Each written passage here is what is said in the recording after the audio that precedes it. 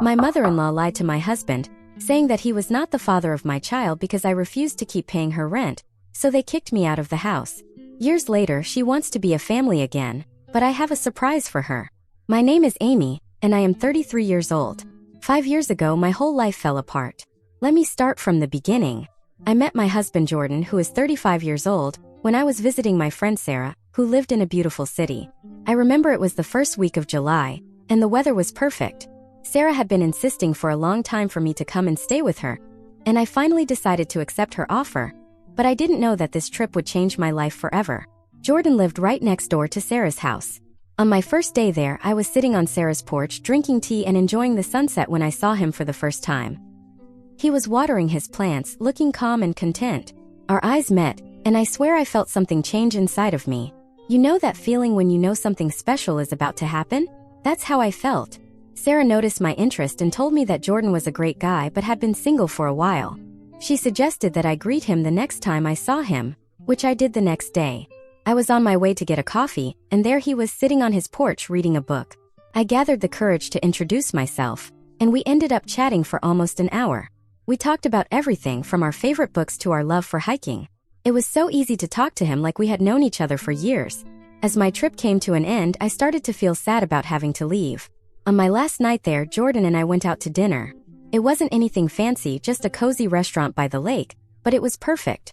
We talked about our lives, our dreams, and what we wanted for the future. When he dropped me off at Sarah's house, we shared our first kiss. It was like something out of a movie, fireworks, butterflies, all that. After returning home, we stayed in touch through calls and texts. It wasn't long before we were spending hours on the phone every night, talking about everything under the sun. We decided to give a long-distance relationship a chance, and over the next few months we made it work. We visited each other as often as we could. He would come to see me in my city, and I would go back to visit him when I could. Those weekends together were the best of my life at the time. Over time, the distance began to become more and more difficult. We were both miserable every time we had to say goodbye, and it was getting harder to be apart. So after about a year of a long-distance relationship, I started looking for jobs in that place. I was lucky to find a great opportunity and decided to take the plunge and move there. One of the things in our relationship that I found strange was his relationship with his mother, Pam, who was 57 years old. Now here's the thing about Pam and Jordan's relationship. They are very close. Jordan is a typical mama's boy, and Pam is one of those mothers who don't think anyone is good enough for their son. Her relationship with Jordan sometimes made me feel like the third wheel in our own relationship. One of the first incidents that made me realize how close they were was when I had just moved in with Jordan. We had just settled into our new apartment and were still organizing things. One afternoon, Pam showed up unannounced. She had a key to the place that I didn't know she had and walked in while we were having dinner. It was a bit awkward, to say the least. She started rearranging things in the kitchen, telling us how she thought they should be organized. I tried to laugh it off, thinking she was just being helpful, but I felt like she was trying to impose her way of doing things on us. Pam's opinions often seemed to carry more weight than mine. I remember when we were choosing furniture for our place. We found a beautiful sofa that we both loved, but when Pam saw it, she grimaced and said it wasn't practical and that we should get something else. Jordan agreed with her and we ended up buying another sofa, one that Pam liked but that I really didn't like. It was frustrating because I felt like my opinions and preferences were being overshadowed by hers. After Jordan proposed to me, Pam almost turned hostile toward me. While I was planning my wedding, she tried to take control of everything. But I stood firm and managed to have the wedding of my dreams. Let me tell you, it wasn't easy. Pam was like a hurricane sweeping through every aspect of our wedding plans, and I had to be the rock that stood in her way. Just after announcing our engagement, Pam started calling me every day with suggestions and ideas for the wedding. At first, I thought she was just being helpful, but it quickly became clear that she wanted to be in charge of everything. She would say things like, "You should opt for a traditional church wedding, Amy. It's what our family expects." However, Jordan and I had already decided that we wanted an outdoor ceremony by the lake, surrounded by nature. It was something that meant a lot to both of us, but Pam wouldn't accept it. She even went so far as to book a church and arrange a meeting with the pastor without consulting us. Then there was the issue with the dress. I had found the perfect dress, simple and elegant, that made me feel like a princess. But when Pam saw it, she wrinkled her nose and said, "Oh, it's nice, but don't you think it's a bit plain? You should go for something more elaborate like a ball gown." She actually took me to another bridal shop and tried to get me to buy a huge, puffy dress that looked like something out of a fairy tale. It didn't represent me at all, and I had to tell her firmly that I was sticking with my choice. She looked very disappointed, but I wasn't going to let her make me feel guilty and change my mind. On the wedding day, Pam tried to take control of everything. She was telling the photographer where to stand, instructing the band on what to play, and even trying to rearrange the decorations. At one point, I had to pull her aside and tell her, politely but firmly, that we had everything under control and that she should relax and enjoy the day. It was tough, but I was determined to make sure our wedding reflected who we were as a couple, not her vision. A year after the wedding, Pam lost her job. She worked as a manager at a local store, and unfortunately, the store closed down. It was a difficult time for her, and she was quite distraught. Jordan and I discussed it and agreed that until she found another job, we would help her with her rent. Pam's place wasn't too far from ours, so it made sense to help her so she wouldn't have to worry about finances on top of everything else. Pam started looking for a new job, but kept complaining that it was hard to find one because of her age. She would say, "Nobody wants to hire someone in their late 50s. They all want young people." At first, I felt a lot of sympathy for her and tried to be as supportive as possible. I even helped her update her resume and coached her on how to answer interview questions.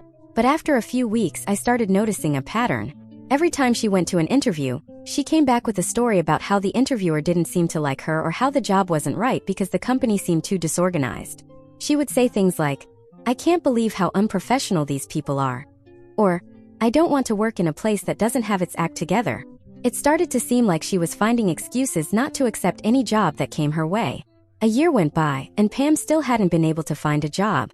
We were still paying her rent, and it was starting to seriously affect our finances. But then things changed significantly. I found out I was pregnant. It was the happiest day of my life. I had always wanted to be a mother, and knowing that I was going to have a baby made everything seem brighter. Jordan and I were over the moon and started preparing right away for our little one's arrival. When I was about 8 months pregnant, I decided it was time to take my maternity leave. I worked in sales, and while I still received my base salary during my leave, my main source of income was commissions, which stopped as soon as I took the leave. This meant that our income decreased significantly, and our financial situation became much tighter. We managed, but it was clear that we couldn't continue paying Pam's rent for much longer without seriously compromising our own financial stability. As my due date approached, the stress of our financial situation started weighing heavily on me. I should have been focusing on preparing for the baby and enjoying this special time, but instead, I was constantly worried about money. We had savings, but they were going to run out quickly, and we needed to make sure we had enough to cover any unexpected expenses that might come up with the baby. We agreed that we needed to have a serious conversation with Pam and let her know that we couldn't continue paying her rent. We decided to have the conversation the next day. Pam came over for lunch, and after we finished eating, we sat down with her in the living room. I was very nervous. My heart was pounding in my chest. Jordan started explaining our situation, how my income had decreased significantly, and how we were struggling to make ends meet. Pam listened in silence, but I could see her expression darken as she realized where the conversation was going. When we told her that we could no longer continue paying her rent, she got very upset. She said, "How am I supposed to survive without your help? I've been trying to find a job, but nobody wants to hire someone my age." I found it funny because that's not what was happening, but I knew we had to prioritize our own family's needs, especially with a baby on the way. I tried to stay calm and explain that we had been supporting her for over a year and simply couldn't afford it anymore. I suggested she look for other options, like finding a roommate to share the rent or even moving to a more affordable place. Pam wasn't happy about that. She said she couldn't live with a stranger and that moving would be too much for her to handle. The conversation was difficult and didn't end on good terms. Pam left upset and I felt terrible. Less than a week later, Pam visited us again, and this time she didn't mention anything about the rent. I thought we had moved past the whole issue. She seemed calm, and we had a pleasant chat about the baby and other light topics. It felt like a weight had been lifted, and I was relieved that things seemed to be improving. But then after she left, something strange happened. Jordan received a call from her, and I could see him tense up as he listened. He didn't say much, just a few yes and okay, I'll be there soon. Less than 5 minutes later, he grabbed his keys and told me he had to go out for a while. I assumed he was going to his mother's house, but I didn't think much of it at the time. I thought maybe she needed help with something. Hours passed, and Jordan still hadn't returned. I started to worry. I tried calling him, but he didn't answer. I sent a few text messages asking where he was and if everything was okay. All he responded with was a short message saying he wouldn't be home that night and would explain everything later. I didn't understand why he wasn't coming home, Or what could be so important that he had to stay out all night? The next day, I had an important prenatal appointment that Jordan was supposed to accompany me to, but he didn't show up, so I went alone. Everything went well at the appointment, and I was looking forward to sharing the updates with him. But when I got home, I was met with a shocking sight. My belongings were on the porch, clothes, books, everything. There was a note taped to the door from Jordan. It said that he knew I had been unfaithful, and that he was not the father of the baby. My heart sank, and I felt a wave of panic wash over me. I tried to get inside, but the locks had been changed. How had he managed to do all this so quickly? It was like my world had been turned upside down in an instant. I didn't know where to go, so I went to my friend Sarah's house. She lived right next door to us, and I hoped she could help me figure out what to do. When I knocked on her door, she looked at me and knew something was terribly wrong. She let me in, and as soon as I started telling her what had happened, she was as shocked as I was. I tried calling Jordan, but he didn't answer. My mind was racing, trying to make sense of it all. Then, out of the blue, I received a text message from Jordan. It was a photo of me standing at our front door with a man. I was smiling, and the man was handing me something. I remembered this man. He was a colleague who had come by a few times to have me sign some work documents. Nothing inappropriate had happened. He was just a co-worker. I was so confused and hurt. I sent Jordan a message, trying to explain that the man in the photo was just a colleague from the office, and that nothing had happened between us. But Jordan didn't believe me. He only responded by saying that he wanted a divorce and could no longer trust me. It felt like a stab in the heart.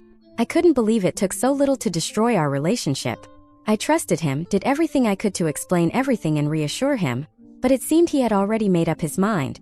Something had changed in him, and he wasn't willing to listen to me at all. A few weeks later, I was still living at Sarah's house.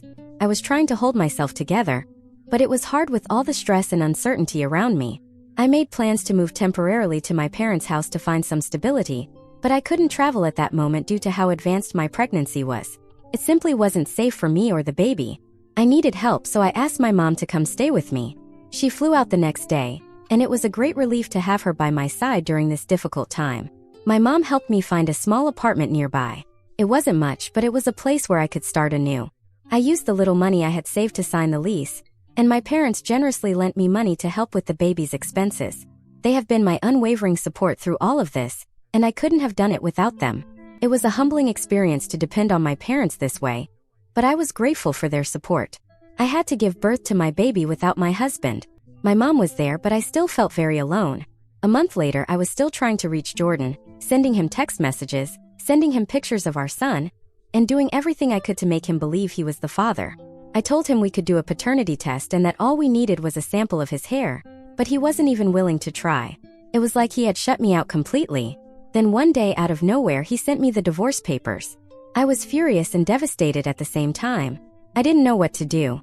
I felt so helpless and abandoned. I had no choice but to hire a lawyer. I thought that if Jordan didn't want to accept his son, then fine, we didn't need him. I was determined to move on for the sake of my son. The lawyer was very understanding and helped me navigate the whole process. I decided to include a clause in the divorce papers where Jordan would renounce his rights as a father. I was surprised when he happily signed the papers without any objections. It was like he didn't even care. Within months, we were divorced. Raising my son alone was really tough. There were sleepless nights, endless diaper changes, and moments when I just felt completely overwhelmed. If it weren't for my mom who came to help me with the baby, my dad who helped financially, and my friends who kept me sane through all of this, I would have lost my mind. My mom stayed with me for several months, helping with everything from feeding to midnight cuddles. She was my rock, always there to lift me up when I felt down and remind me that I wasn't alone on this journey. My dad was also amazing, providing financial support, which was a huge relief. Being a single mother with a newborn and trying to make ends meet was incredibly stressful, but knowing that my dad was there for me made it a bit easier to breathe. My friends, especially Sarah, were my lifeline. They visited, brought food, took me out for coffee just to get me out of the house, kept me grounded, and gave me the strength to keep going even when things got really tough. However, despite all the support, I fell into a deep depression when I found out that Jordan was already getting married to someone else. Yes, within a year of us separating, he was engaged to someone new. It hit me like a bucket of cold water. I couldn't help but think that he was with this new girl while he was still married to me. It all started to make sense why he was so unwilling to listen to me when I tried to explain the truth about the situation with our baby. He just wanted a way out of our marriage so he could leave me and our son. It took me a while, but I finally managed to pick up the pieces of my life after everything fell apart. After Jordan threw me out and filed for divorce, I leaned heavily on my parents and friends. They helped me find a small apartment where I could settle with my newborn son. Financially, things were tough at first. I had to go back to work shortly after giving birth, despite the challenges of being a single mother. My parents helped with childcare, and gradually I was able to stabilize our situation. It was hard to juggle work and motherhood, but every smile from my son made it all worth it. A few years later, I attended a work conference where I met Austin, who was 33 years old. We hit it off instantly, but I was cautious after everything I had been through. He was patient and understanding, never pressuring me to open up before I was ready. We started spending more time together, and before I knew it, I was falling deeply in love with him. Austin was different from anyone I had ever met. He supported my past and was genuinely interested in building a future together. He treated my son as if he were his own, which meant the world to me. After dating for a while, we decided to take the next step. Last year, we got married in a beautiful outdoor ceremony on a friend's property. It was an intimate event with close friends and family. Walking down the aisle with my son by my side, and Austin waiting for us at the end was a moment I will remember forever. And without an intrusive mother-in-law, it felt like we had finally formed the happy family I had always dreamed of. Since then, life has treated us well. Austin and I continue to support each other through thick and thin. He has been a wonderful father figure to my son, and seeing them bond melts my heart every day. We have created a loving and stable home where my son can thrive, and I couldn't be more grateful. Last month, out of nowhere, I received a text message from Jordan. Honestly, seeing his name pop up on my phone brought back a flood of emotions. Anger, pain, and a touch of curiosity. I didn't respond and immediately blocked his number. I thought that would be the end of it, but then things took an unexpected turn. A few days later, I heard a knock on my door. To my surprise, there was Jordan. I hadn't told him where I lived, so I had no idea how he found me. He asked to talk, saying he just wanted a few minutes of my time. I was hesitant, but eventually I let him in, setting a strict time limit. Jordan started by saying he wanted to see our son and be a family again. My initial reaction was disbelief. After everything that had happened, being accused of cheating, being kicked out, and then divorced, it was a lot to process. I was shocked and honestly quite angry. I told him that our son already had a father, my husband Austin, who had legally adopted him after we got married. Jordan didn't take that well at all. He argued that Austin was just a stepfather and not our son's real father. The situation got tense, and I had to remind Jordan that he had voluntarily given up his parental rights during our divorce. He got even angrier and refused to leave, insisting on seeing our son. I felt so cornered that I threatened to call the police if he didn't leave. He finally left after slamming the door on his way out. Since then, Jordan has been bombarding me, my mom, and my friends with calls and messages. I feel overwhelmed and unsure of how to handle this situation. It's like he's trying to force his way back into our lives after abandoning us. Has anyone here gone through something similar?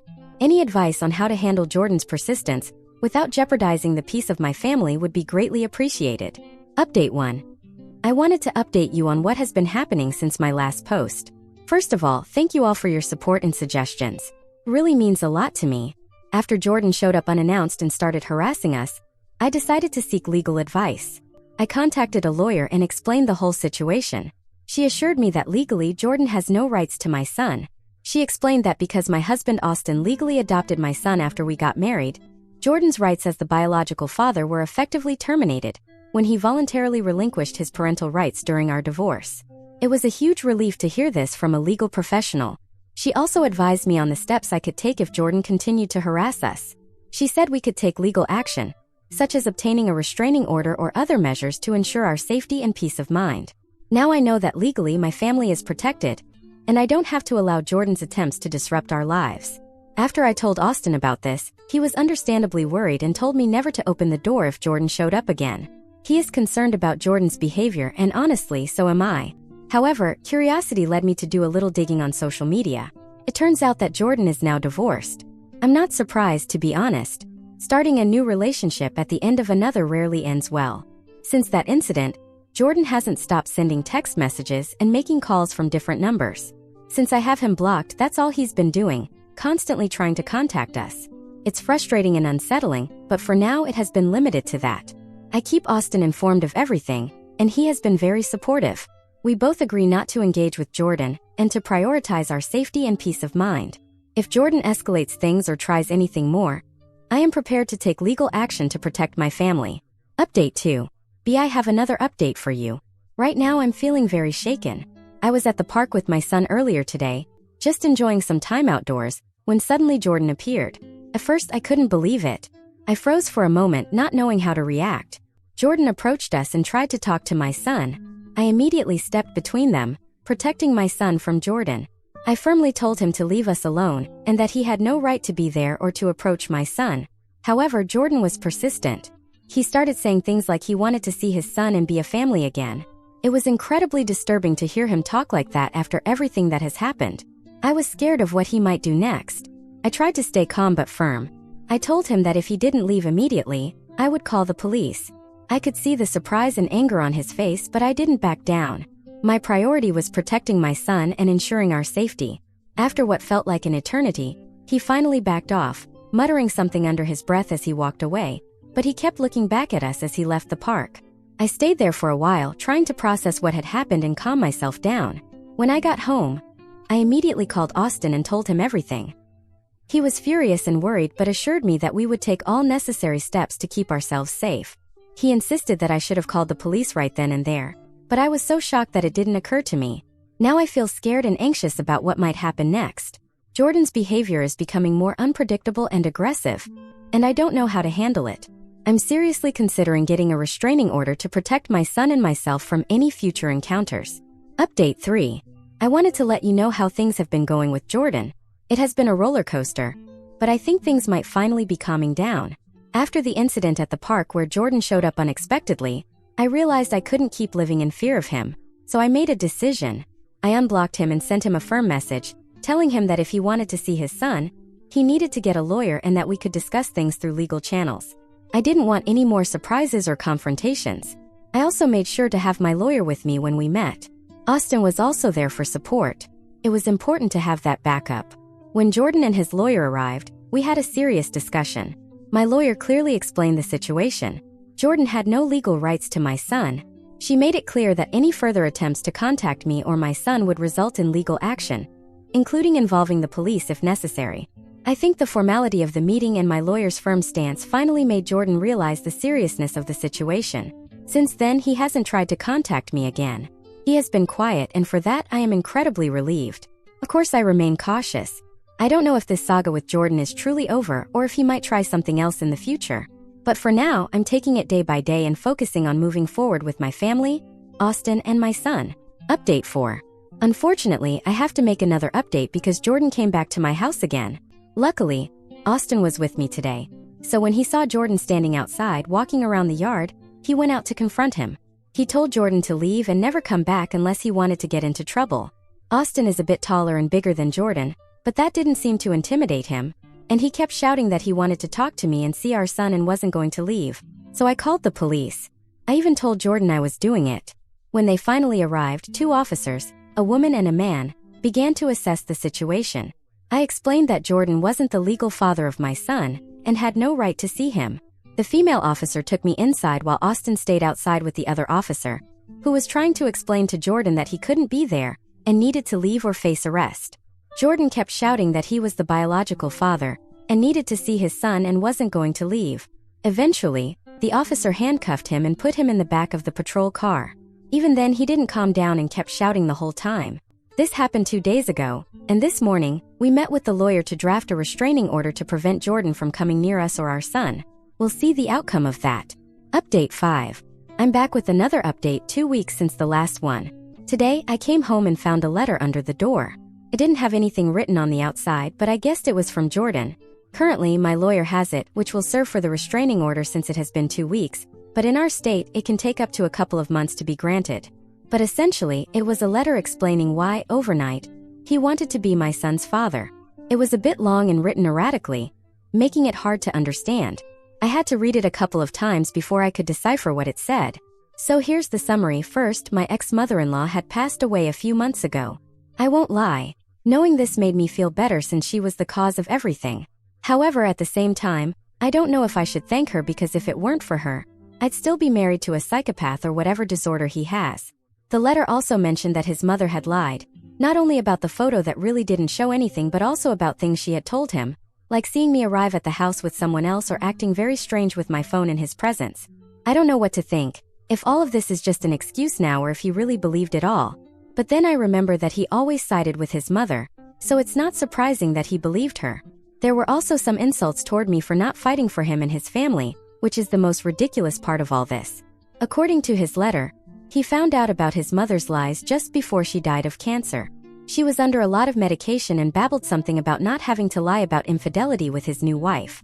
That's when he realized his mistake, and that's why he was so desperate to fix the past. But it's too late for that. I will not let him see my son, even if he's remorseful. Update 6. Hi everyone, we have now been granted the restraining order, and legally Jordan cannot come near us. During this time he has tried to approach us, but we have called the police as well.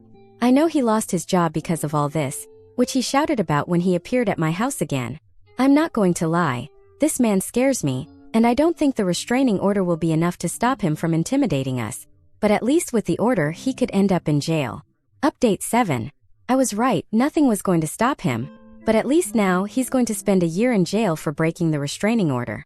He showed up at my house again and we called the police again. Now we are seriously considering moving to another city. Nothing prevents this from happening again in a year, or even less if he gets out early. We are looking at our options and will probably move in the next few months. Some people have asked what my son thinks about all this. The truth is he's still too young to understand what's happening, and since he has only known Austin as his father, he just sees a crazy man shouting in our front yard. We haven't explained anything else to him. Update 8. It has been 2 years since the last update, and now we live several states away, practically on the other coast. I found out from my friend Sarah that Jordan has been released from jail, but hasn't contacted us in all this time. It's good to have had this time of peace for ourselves because it was a constant fear thinking about when he might show up at our door again. I know some people call me a bad mother for not wanting my son to see his biological father, but Jordan rejected every attempt to be his father in the beginning. Certainly, I don't want someone so unstable near my son. When he's older and can understand everything, we will explain that Austin adopted him and everything that happened. But in the meantime, we are his parents, and we will do what we believe is best to protect him.